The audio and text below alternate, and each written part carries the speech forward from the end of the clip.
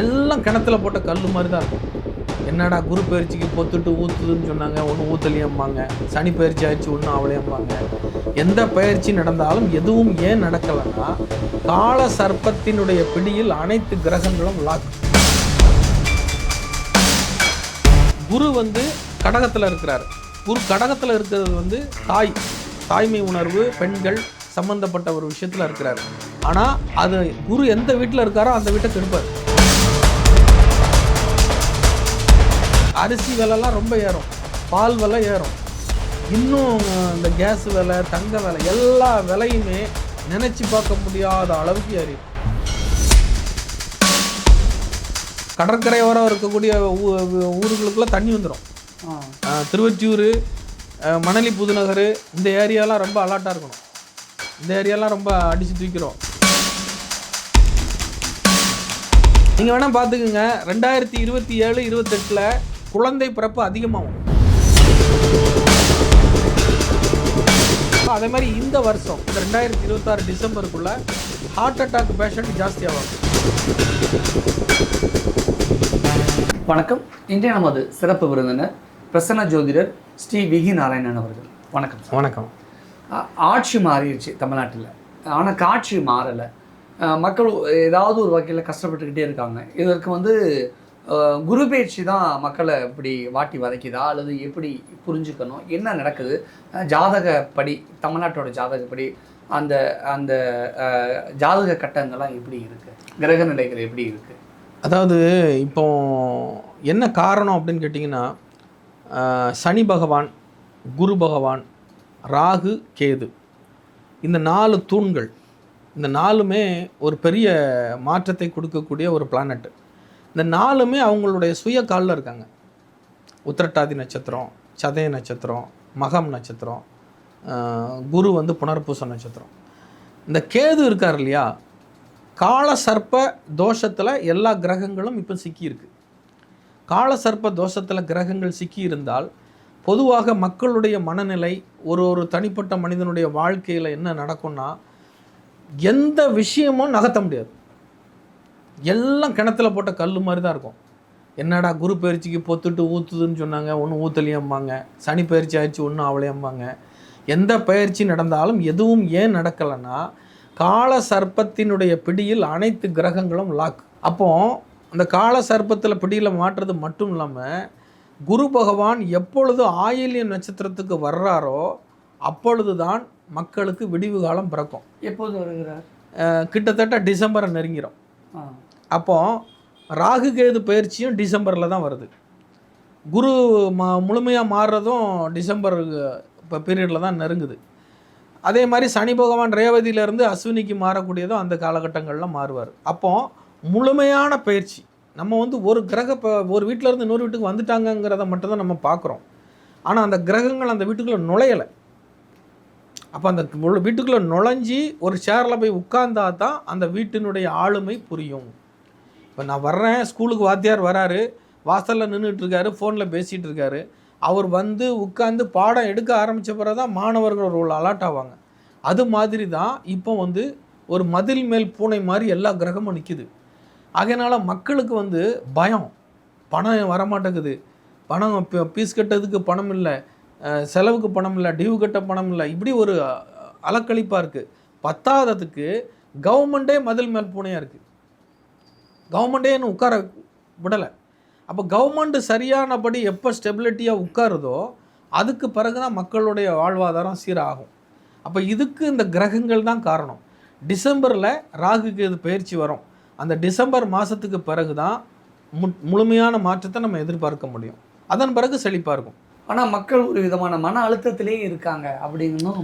மன அழுத்தத்துக்கு காரணம் கேது மகம் நட்சத்திரத்தில் இருக்கிறார். அது காலபுருஷ தத்துவத்துக்கு 5வது இடம். குரு கடகத்தில் இருக்கிறார். குரு கடகத்தில் இருக்கிறது தாய்மை உணர்வு, பெண்கள் சம்பந்தப்பட்ட ஒரு விஷயத்தில் இருக்கிறார். ஆனால் அது குரு எந்த வீட்டில் இருக்காரோ அந்த வீட்டை கெடுப்பார். அப்போ 4ஆம் வீடு என்னது? பொதுவாக சுகஸ்தானம், தாய்மார்கள், வீடு, வாகனம், இது சம்மந்தப்பட்ட முயற்சியில் ஈடுபடக்கூடியவங்க 90% வரைக்கும் எதுவும் நடக்காது. எல்லாம் நிலுவையில் இருக்கும். என்னடா ஜாதகத்தில் அப்படி சொன்னாங்க இப்படி சொன்னாங்க எதுவுமே நடக்கலையேன்னு சொல்லிட்டு ஜோசியரை சொல்லிக்கிட்டு இருப்பாங்க. அது அவங்கவுங்க சுய ஜாதகத்தை பொறுத்து சொல்லியிருப்பாங்க. ஆனால் பொதுவான பலன் வந்து இப்போது எந்த காரியமும் நடக்காது, டிசம்பர் வரைக்கும் நடக்காது. டிசம்பருக்கு பிறகு தான் எல்லா காரியமும் அது வரைக்கும் இப்படி தான் இருக்கும். பொருளாதாரம், அரிசி விலைலாம் ரொம்ப ஏறும், பால் விலை ஏறும், இன்னும் இந்த கேஸ் விலை, தங்க விலை, எல்லா விலையுமே நினச்சி பார்க்க முடியாத அளவுக்கு ஏறிடும். அந்த அளவுக்கு கிரக நிலைகள், கிரக அமைப்புகள் மாறி போயிருக்கு. இது எப்போ சரியாகும்? அதான் அந்த 2027 பிறக்கணும். 2027 இப்போ இந்த 2026 என்னை கேட்டால் அவ்வளோவா நல்ல வருஷம் கிடையாது. இன்னும் டிசம்பரில் அந்த கவர்மெண்ட் எப்படி திணற போகுது பாருங்கள். தண்ணியில் பிரச்சனை வந்துடும், தண்ணி பிரச்சனையில் சோறுக்கு அலைவாங்க, அவ்வளோ கஷ்டம் வந்துடும். ஆமாம், கடற்கரையோரம் இருக்கக்கூடிய ஊருகளுக்குள்ளே தண்ணி வந்துடும். திருவொற்றியூர், மணலி, புதுநகர், இந்த ஏரியாலாம் ரொம்ப அலர்ட்டாக இருக்கணும். இந்த ஏரியாலாம் ரொம்ப அடித்து தூக்கிறோம். அதே மாதிரி அங்கே கிழக்க வந்து நம்ம ஈசிஆர் பக்கம் இருக்க பாருங்கள், கடற்கரையோரம் இருக்கக்கூடிய எல்லா ஊருமே, கன்னியாகுமரி உட்பட கொஞ்சம் பிரச்சனை தான் அந்த தடவை. நில அதிர்வு, சூறாவளி காற்று, சின்ன சுனாமிகள் கூட வர வாய்ப்பு உண்டு. இப்போ மக்களுக்கு இந்த 2026 நிம்மதியே இருக்காது, பயமாக இருக்கும், அழுத்தத்திலே தான் இருப்பாங்க. கையில் பணம் இல்லையே, என்ன பண்ணுறதுன்னு ஒவ்வொரு நொடியும் அப்படியே திகிலாக போயிட்டுருக்கோம். அப்படின்னா இந்த 2026க்கு பிறகு தமிழ்நாட்டோட நிலைமை எப்படி இருக்கும், மக்களோட நிலைமை எப்படி இருக்கும்? அதுக்கப்புறம் சீராயிரும், அதுக்கப்புறம் நல்லாயிருக்கும். ஜனவரியிலேருந்து 2027 அருமையாக இருக்கும். ஜனவரியே, ஆமாம், தை மாதத்துலேருந்து நாடே நல்லா இருக்கும். அப்படியா? ஆமாம், ஒரு மாற்றம் கிடைக்கும், ஒரு மாற்றத்தை உணர்வாங்க 2027. சூப்பராக இருக்கும். அரசாங்கத்துக்கு வலிமை கிடைக்கும். ஏன்னா குரு வந்து சிம்மத்துக்கு போயிடுவார், அதுக்கப்புறம் தான் அரசாங்கத்துக்கு வலிமை கிடைக்கும். அது வரைக்குமே நீங்கள் வேணால் பார்த்துக்குங்க, 2027-28 குழந்தை பிறப்பு அதிகமாகும். காரணம், குரு வந்து சிம்மத்தில் போய் உட்காருவார் 5வது வீட்டில். சரி, குழந்தை பிறப்பு அதிகமாகவும், சிம்மாசன யோகம், பவர் கிடைக்கிறது, ஒரு உறுதியான ஸ்திரத்தன்மையான அரசு எல்லாமே 2027 தான் அமையும். அது வரைக்கும் அல்லாலங்கடி தான். இதுக்கு ஜாதக கட்ட அமைப்பு, அந்த ஜாதகம் தான், அந்த பிளானட்ஸ் தான். அதன்படி என்ன காரணம்? சனி வந்து போட்டு அழுத்துறாரு. அவர் வந்து மீனத்தில் இருக்கிறது அவ்வளோ நல்லது கிடையாது. அவர் மீனத்துலேருந்து மேஷத்துக்கு போனோம். ராகு வந்து கும்பத்துலேருந்து மகரத்துக்கு வரணும். அப்படி வந்தால் தான் எல்லாமே மாற்றம் வரும். இப்போ வந்து நமக்கு கிடைக்க வேண்டிய லாபத்தெல்லாம் வீணாக போயிட்டுருக்கு. யார் அதான் நீங்கள் நிறைய பேரை கூப்பிட்டு கேளுங்க, நீங்கள் உழைச்ச உழைப்புக்கு ஏற்ற பணம் உங்களுக்கு கிடைச்சிச்சான்னு கேளுங்க, இல்லைன்னு சொல்லுவாங்க. உண்மை, எங்களுக்கே அப்படி தான் இருக்கும். அதே மாதிரி நிறைய பேருக்கு சம்பளமும் கூட ஏமாற்றுவாங்க. வேலை பார்க்குறாங்களா அவங்களுக்கு சம்பளத்தை ஏமாற்றுவாங்க. நிறைய இடத்துல திருடு போகும். இந்த மாதிரி ஒரு மன பயத்தோட இருப்பாங்க. அதே மாதிரி இந்த வருஷம், இந்த 2026 டிசம்பருக்குள்ளே ஹார்ட் அட்டாக் பேஷண்ட் ஜாஸ்தி ஆவாங்க. காரணம், குரு கடகத்தில் இருக்காரு, இதயம் பிழிஞ்சிருவார். அவ்வளோ தூரமா கால் பிளாடர் பிரச்சனை, இதய பிரச்சனை, நுரையீரல் பிரச்சனை, எல்லாத்துலையும் கை வைப்பார். ஹார்ட் ஆப்ரேஷன் தரதோட அதிகமாக இருக்கும் 2026 டிசம்பருக்குள்ள. இந்த இப்போ இருந்து ஸ்டார்ட். இனிமேல் தான் மக்கள் ஒரு பெரிய ஒரு பேரலையே பார்க்க போகிறாங்க. ஆமாம், ஒரு ஒரு ஒரு பிரளயத்தையே பார்க்க போகிறாங்க. ஆமாம், இந்த வருஷம் எண்டு வரைக்கும், இந்த 6 மாதத்துல, இந்த ஜூன் மாதத்துலேருந்தே ஸ்டார்ட். அதான் இப்போ இந்த வரக்கூடிய 6 மாதத்தில் ஒரு பெரிய பிரளயத்தையே 6 மாதம் வச்சு செய்ய போகிறார் குரு. நிறைய பேர் குரு பொன்னன் வண்ணன்பாங்க, குருவோட வேலை என்னதான் தெரியும். அப்போ இந்த குரு பயிற்சி 2027 இருந்து நல்லா இருக்கும். ஆனால் எல்லா ஜோதிடர்களும் சொல்லுவாங்க குரு பயிற்சி வந்தால் சூப்பராக இருக்கும் அப்படிம்பாங்க. சூப்பராக இல்லை, குரு பயிற்சி என்ன ஆச்சு? இப்போ குரு பயிற்சி வந்தால் சூப்பராக இருக்குன்னு சொல்கிறாங்களா? ஏன் நல்லா இல்லை? ஏன் நல்லா அப்போ நம்ம சொல்கிறது நடக்குது இல்லை, அதை பார்க்கணும். நிறைய இளைஞர்கள் வேலை இல்லாமல் இருக்காங்க, அதுக்கு என்ன காரணம்? இளைஞர்கள் வந்து இப்போ வந்து எல்லா கம்பெனிஸும் வந்து லாஸ் கணக்கில் போவோம். மேக்சிமம் வீட்டில் இருந்து வேலை பார்க்கக்கூடிய அமைப்பு தான் அதிகமாக உருவாகும். கைத்தொழில் செய்கிறவங்க, கைவினை பொருட்கள் செய்யக்கூடியவங்க, இது மாதிரி தொழில்கள் பெருகும். நல்லது எதுன்னு கேட்டிங்க இல்லையா, அது எதுன்னா வீட்டில் இருந்து கை வேலை செய்யக்கூடியவங்க, பழமையான பொருட்கள், ஆன்மீக டிவோஷனல் பொருட்கள். இப்போ வந்து மண்பானை, இந்த மாதிரி மாட்டு வண்டி, இந்த மாதிரிலாம் இருக்கல, பழைய அந்த நார்கட்டில் பின்னுறது, இது மாதிரி தொழில்கள் பெருகும். கால்நடை வளர்ப்பு பெருகும், பால் வளர்ப்பு பெருகும், விவசாயத்துக்கு உண்டான விஷயங்கள் பெருகும். இது எல்லாம் நன்மை. தற்சார்புன்னு சொல்லுவாங்க இல்லையா, யார்கிட்டையாவது அடிமையாக வேலை பார்க்குறத விட்டுட்டு பொருளாதாரம், ஆமாம், அதை நோக்கி மக்கள் பயணிக்க ஆரம்பிப்பாங்க. இப்போ அவருக்காக நான் ஐடியில் வேலை பார்க்கேன், அவன் ஐடியில் பாதி சம்பளத்தை குறைச்சி போன்றுவான், வேறு வழி இல்லாமல் ஊருக்கு போவான். அங்கே போய் விவசாயம் பார்க்க ஆரம்பிச்சிருவான். இது மாதிரி சூழ்நிலைகள்லாம் வரும். வெளிநாட்டிலேருந்து நிறைய பேர் ரிட்டர்ன் வருவான். ஏன் காரணம்? ராகு வந்து காற்று ராசி, அதாவது ராகு இப்போ இருக்குது வெளிநாட்டு ராசியில் இருக்கார். அவர் இப்போ மகரத்துக்கு வந்துடுவார். மகரத்துக்கு வந்துட்டாருன்னா அவர் சுயநாட்டுக்கு திரும்புகிற மாதிரி கணக்கு. 2027 27 நிறைய பேர் ரிட்டர்ன். மகர ராசி, அதனால மகரத்துக்கு வந்துடுவார் ராகு. 2027 நிறைய பேர் ஃபாரின் ரிட்டர்ன்ஸ் இங்கே வருவாங்க. மகரத்துக்கு ராகு வர்றதுனால மகர ராசிக்கு என்ன ஆகும்? மகரத்துக்கு ராகு வர்றது நல்லது தான், நல்லது. ஏன்னா 10ஆம் இடம். எவ்வளோ தூரம் நல்லது, எந்த அளவுக்கு நல்லது? தொழில் புரட்சி நடக்கும்.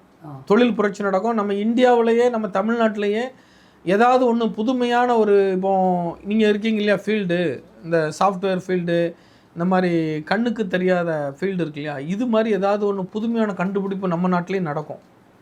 இந்த டெலஸ்கோப்னு சொல்கிறாங்க இல்லையா, கதிர்வீச்சு, எக்ஸ்ரே ஸ்கேனு, இந்த அது என்ன சொல்லுவாங்க, புற்றுநோய் சம்மந்தப்பட்ட மருந்துகள் கண்டுபிடிக்கிறது, இது எல்லாமே இந்த விஷத்தை வச்சு மருந்து கண்டுபிடிக்கிறதெல்லாம் வந்துடும். விஷம் சார்ந்து இருக்கு இல்லையா, பூச்சிக்கொல்லி மருந்து, இது மாதிரி விஷயங்கள்லாம் மாடர்னேஷனாக வர ஆரம்பிச்சிடும். வேறு என்ன மாதிரியான விஷயங்கள்லாம் மக்களுக்கு நல்லது? அதாவது பண பரிவர்த்தனையில் ஒரு பெரிய மாற்றம் வரும் 2027. பண பரிவர்த்தனை எப்படின்னா, ஒன்று வந்து எல்லாமே பிளாஸ்டிக் தன்மையாக மாறும். பிளாஸ்டிக்கு, ரப்பர் கூட மாறலாம். அழியாத சிந்தட்டிக் மாதிரி அழியாத பொருள் வரக்கூடிய ரூபாய் நோட்டு, கண்ணுக்கு புலப்படாத இது ஃபுல்லாகவே கணினி மயமாக்கப்படுறது. இப்போ ஏற்கனவே பாதி அப்படி தான் இருக்குது, இனி முழுமையாகவே அப்படி மாறிடும். அதே மாதிரி போக்குவரத்தில் பெரிய மாற்றம் வரும். ட்ரெயின் இருக்கு இல்லையா, ரயில்வே துறை வேகமாக முன்னுக்கு வரப்போகுது. ரயில்வே துறையில் கடுமையான மாற்றங்களை நம்ம சந்திக்க போகிறோம். அதெல்லாம் பார்க்கலாம். ஓகே. ஆன்மீக ரீதியாக தமிழ்நாட்டோட ஜாதக கட்டமைப்பு பிரகாரம் இந்த ஜூன்லேருந்து டிசம்பர் வரைக்கும் 2020 இப்போ மக்கள் வழிபடக்கூடிய தெய்வங்கள் எதை வழிபடணும்னு கேட்டிங்கன்னா, கருமாரியம்மன், நாக தேவதைகள், புத்துக்கோயில் அம்மன், இந்த மாதிரி தெய்வங்களை வழிபாடு பண்ண ஆரம்பித்தாங்கன்னா நாடு சுபிட்சமாக இருக்கும். அதிகமாக இந்த மாதிரி கோயில்களுக்கு மக்கள் இந்த நேரத்தில் போகணும். கண்டிப்பாக பாருங்கள், நீங்கள் இன்னும் ஒரு மாதம் பொறுத்து எல்லா அம்மன் கோயிலையும் பயங்கர கூட்டம் இருக்கும். அம்மன் கோயிலில் முன்னாடி முருகர் கோயிலில் இருந்துச்சுல, அதெல்லாம் அப்படியே உள்டாவாக மாறி அப்படியே அம்மன் கோயிலில் கூட்டம். அங்கே கூழ் ஊற்றுறது, இங்கே கூழ் ஊற்றுறது. அம்மன் கோயில்களில் நிறைய கூட்டமும் இருக்கும். அம்மன் கோயில்களில் ஏதாவது அசம்பாவிதமும் நடக்கும். ஃபயர் மாதிரி, ஒரு ஃபயர் மாதிரியோ, ஏதாவது அம்மன் கோயில் இடிஞ்சு விழுற மாதிரியோ, இடி தாக்குதலோ ஏதோ ஒன்று நடக்கும். மேக்சிமம் அது மதுரை மீனாட்சி அம்மன் கோயிலுக்கு வாய்ப்பு உண்டு. இடி தாக்குறதுக்கு. ஏன் காரணம்? ராகுன்னா இடி பர்டிகுலராக மதுரை மீனாட்சி அம்மன் கோயிலில் அப்படி சொல்கிறீங்க? ஏன்னா இப்போ வந்து உங்களுக்கு அந்த புதன் ஸ்தலம் தான், அது புதனும் செவ்வாயும் கலந்த ஸ்தலம் தான் மீனாட்சி அம்மன். புதனும் ஆதிக்கமும் உண்டு, செவ்வாய் ஆதிக்கமும் அங்கே உண்டு. அந்த புதன் ஆதிக்கமும் செவ்வாய் ஆதிக்கமும் டிசம்பர் மாதத்தில் கொஞ்சம் எதிராக நிற்கிது. அப்படி இருக்கும்போது அங்கே ஒன்று அந்த கோயிலை வச்சு ஏதாவது சர்ச்சை வரலாம், அல்லது அந்த கோயிலில் ஏதாவது இந்த மாதிரி அசம்பாவிதங்கள் நடக்கலாம். மதுரையிலேயே திருப்பரங்குன்ற கோயில் சர்ச்சை ஏற்கனவே வந்துருச்சு. இப்போ மறுபடியும் இந்த தடவை விளக்கு ஏற்ற விட்டுருவாங்க. ஆனால் திருப்பரங்குன்றத்தில் வந்து பழைய நடைமுறையை தொடரும் அப்படி தான் சொல்லியிருக்காரு. இல்லை, இந்த ஆண்டுகளுக்கு முன்னாடி இருந்த நடைமுறை தான் தொடரணும் அப்படின்னு இன்னைக்கு அமைச்சர் சொல்லியிருக்காரு. இந்த தடவை கண்டிப்பாக ஏற்றுவாங்க விளக்கு. விளக்கு அங்கே ஏற்ற விடலைன்னா இந்த ஆட்சி கட்டாயிடும். போன தடவை ஸ்டாலின் செய்த தவிர இந்த தடவை விஜய் செய்ய மாட்டாருன்னு அமைச்சர். ஆனால் அப்படி விளக்கு ஏற்றப்படாதுங்கிற மாதிரி தான் பேசியிருக்காரு. அதை வச்சு தான் அரசியல் பிரச்சனை வெடிக்கும். ஏற்கனவே இப்போ அண்ணாமலை அது இதுன்னு வருது இல்லையா, அப்போ சந்திப்பாங்க. அதெல்லாம் அம்மன் வழிபாடு அதிகமாகும். ஓகே, ரொம்ப அதிகமாகும். ஆன்மீக ரீதியாக நிறைய விஷயம் ஷேர் பண்ணிக்கிட்டீங்க. நன்றி.